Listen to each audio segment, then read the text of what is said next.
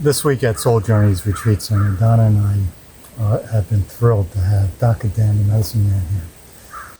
Usually we're here sharing our love and our experience, but Daka has been running us through some wonderful, beautiful rituals and conversations that just have been enlightening our hearts.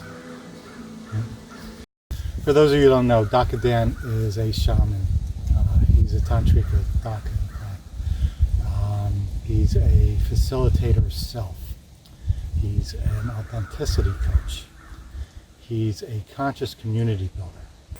He's breaking out with a brand new book called Manifesto for Authentic Masculinity. Dan, what we do here on the dock is we talk about why we're here. So, what brings you to Soul Journey Retreat, and what brings you to your place in this world?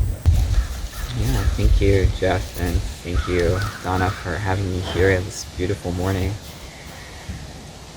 Well, what brings me here at this place and this time is what I also feel and believe brings me to this planet at this time, which is ultimately to invite people into more loving presence with themselves, with their beloveds, and with community.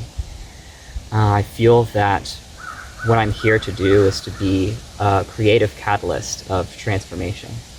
And the only real way to do that, I believe, is to live a life of tried and true authenticity, where we are paying credence to who we really are and what we really want and what we really don't want, such that we can feel empowered in connection with other people and live into the highest vibratory state of creation that we can.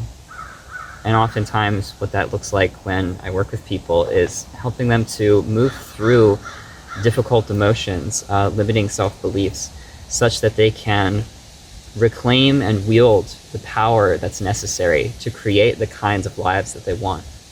And often that means loving and sexual relationships with themselves, with their beloveds, with community, and to help them get out of their own way, to invite the kind of love into their lives that makes their life worth living. Read in your book was you were talking about the authentic male doesn't need to do anything because he sees it all, because he's in the presence of the moment. Right. He knows how to flow. He knows how to read a partner.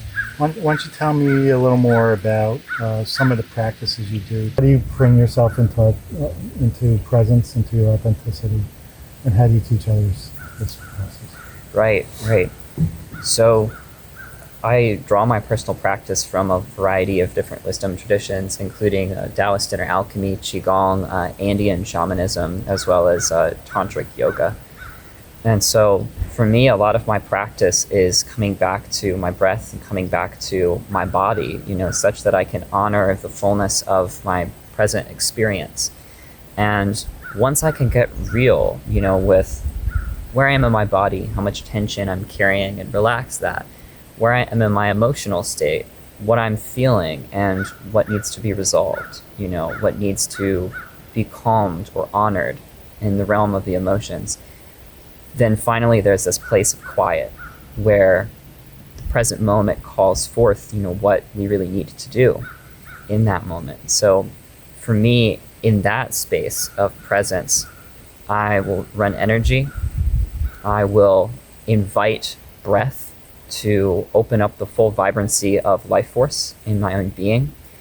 And in that state of full aliveness, filled with the energy of life, open up to intuition and the consciousness that is beyond the thought mind, to understand how best to show up, not just in this moment, but in this day, or in a particular relationship, or whatever is truly happening, for us in life. We can tap into the knowledge and the wisdom that is beyond the rational, logical process of thought, to have a greater grasp of how we can live in alignment with a higher sense of self. And so my practice in large part is cultivating that connection to a higher sense of self And so my approach to doing that is very intuitive. I use different tools at different times depending on where I am. And when I work with my clients as well, not everybody there's no one size fits all approach to embodiment for everyone. We all have to drop into the present moment, but different people need different things. So I will tune into the vibration of whoever is in front of me to have the intuitions of what they really need in that moment and give them exactly what they can use to find the presence and intuitive connection and full aliveness that can best serve them in their life and what they're creating. Yeah, you're talking my language now, so how to do that. Last night, you and I were working together, and this question's to both of you. And one of the things that we centered on is freeing the heart, taking the layers off the heart to free that up. Because the heart is where we create in this world. Mm-hmm. We're pulling up the energy of the earth into the heart. We're pulling down our soul prints in the heart. Yeah. And when we match them together, we're creating what we're here for, our authenticity. So both of you, just once we talk about, what kind of hold society puts on our hearts and how we free it up. And, I find that we have a lot of constraints placed on us by society, and we're told to be fearful of a lot of things that we don't really need to be fearful of. When you can encourage someone to step into vulnerability, to open themselves in a way that they were fearful of before, and they find that not only does it not put them at risk, but it puts them in a stronger position.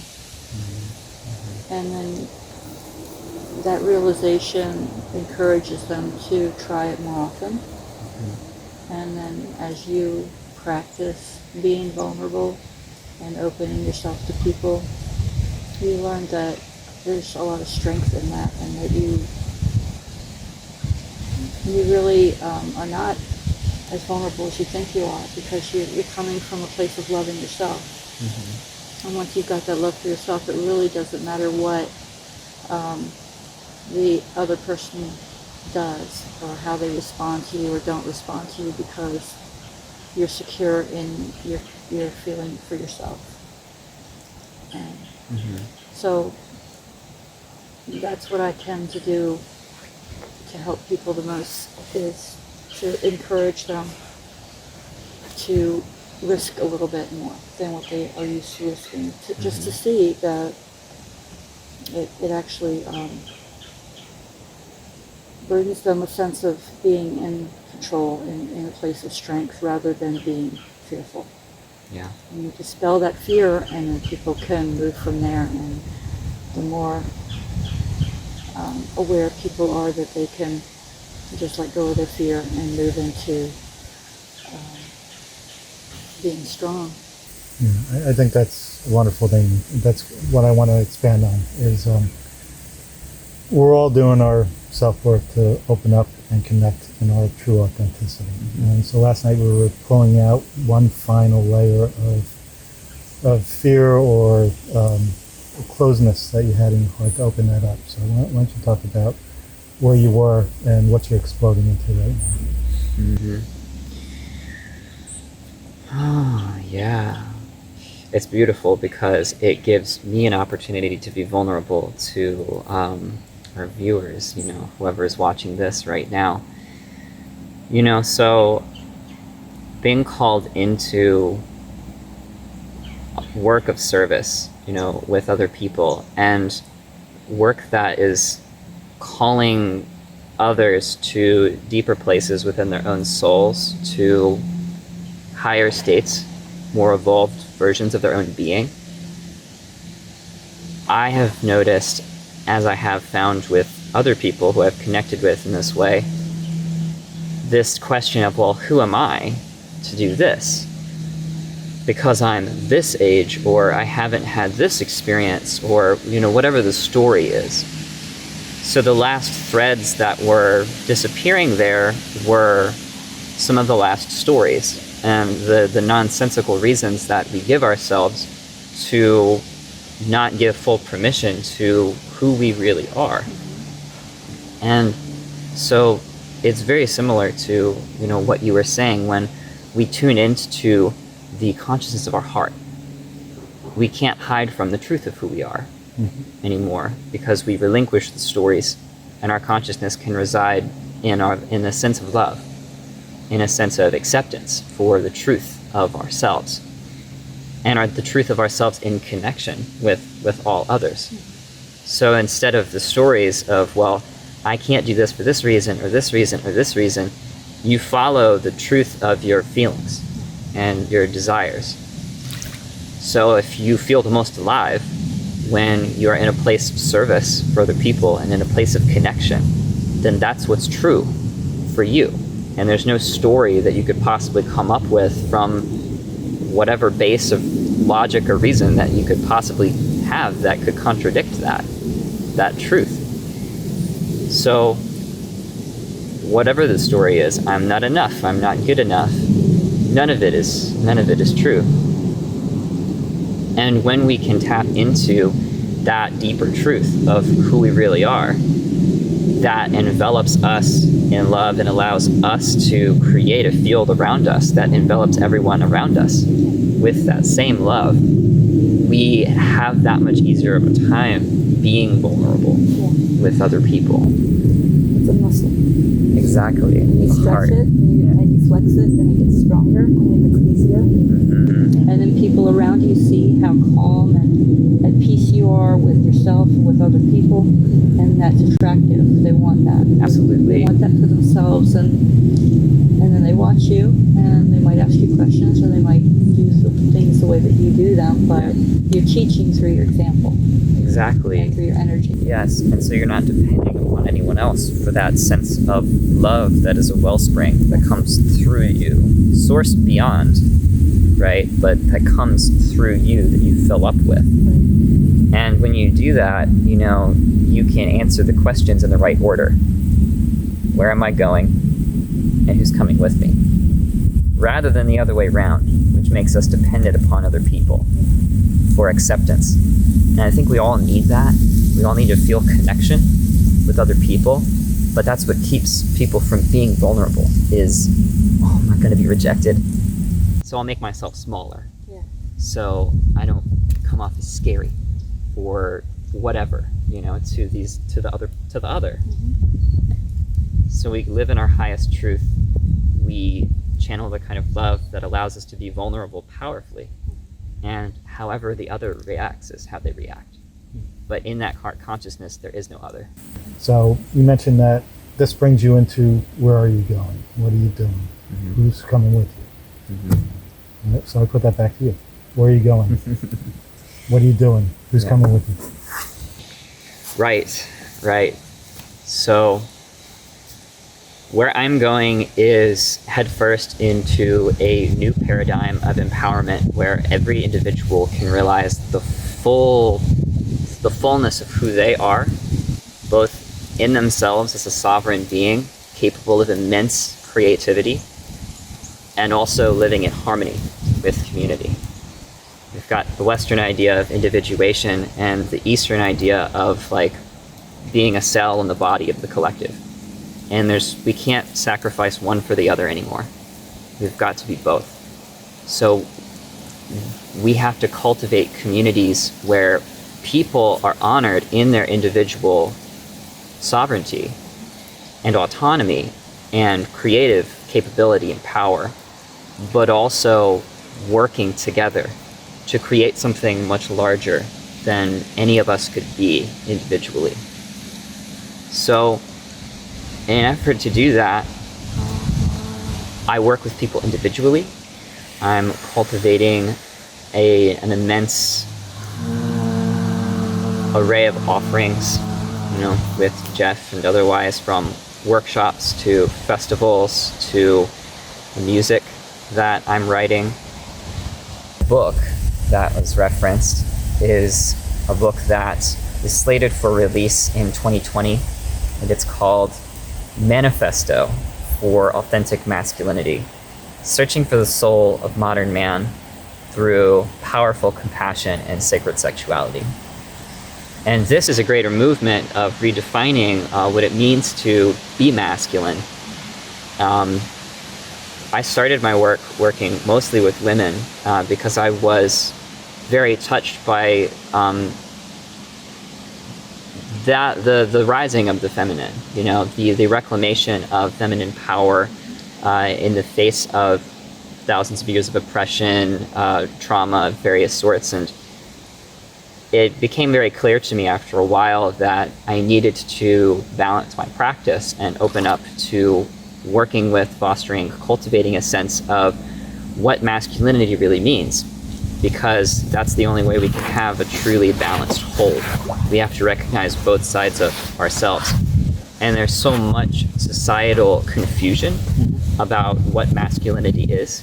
We hear phrases like toxic masculinity, which don't really help anyone. It's mostly induces this shame, that already exists in patriarchy.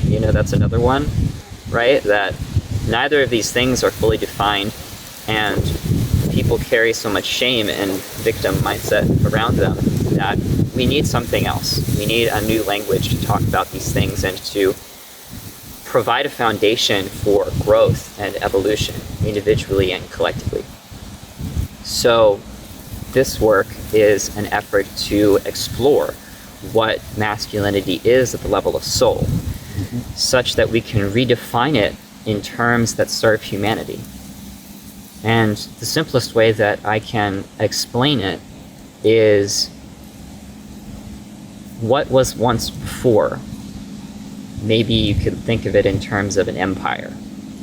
If the empire is expanding into different territories, it's dominating the villages or whatever that are at the borders of its nation, then it's slowly expanding. And that's something that masculine energy wants to do, is expand.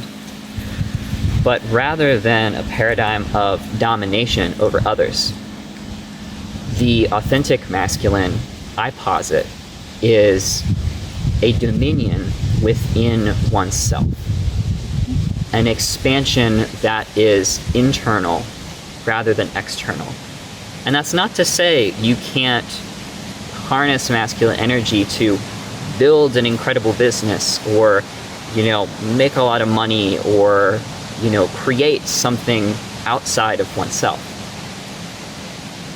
But that at a deeper level, what it truly is, to be masculine in a soul-centric way rather than an ego-centric way, is to expand within oneself and turn that energy of domination inward to a dominion over the heart, and a presiding in the heart as if one was a king or a queen, to sit on the throne of heart consciousness such that we can be balanced individuals and to lovingly be with other people, to truly be present in love, power, and wisdom.